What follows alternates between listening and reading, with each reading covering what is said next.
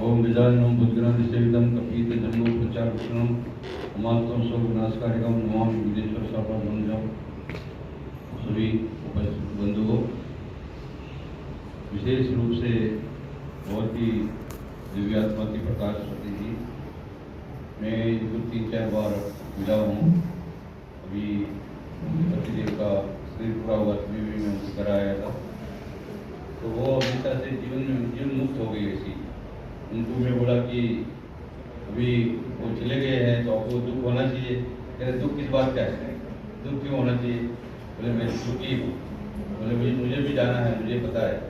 तो वो आत्मा ज्ञानी थी, पूरा तरह से ना अनुभूति थी। और बोले मैं भी ज़्यादा दिन का समय नहीं है मेरे पास में, तो कि कभी भी मैं इनको ऐसा नहीं देखा कि कभी भी किसी तनाव में, टेंशन में एकदम वो मुक्त आत्मा ऐसे ही मतलब है ऐसी इनकी।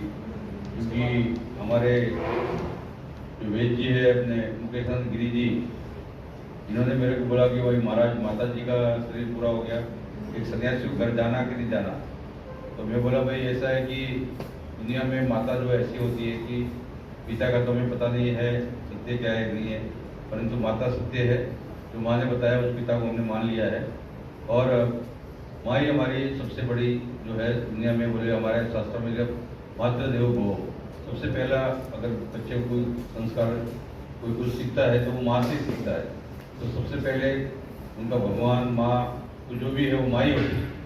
हमारे जगतगुरु शंकराचार्य जब केरला में कालड़ी में जन्म हुआ उनका, तो उनका माता जी का आज्ञा से संन्यास लिया और 32 साल के अंदर में पूरा संपूर्ण भारत में विद्रोहियों को समाप्त करके जो है स्वतंत्र धर्म का पूर्ण रूप से जो है उद्धार करके जो है महाराज जी शंकराचार्य जी अपने केदारनाथ में जाके अपने शरीर को जो है शिव में विलीन कर दिया।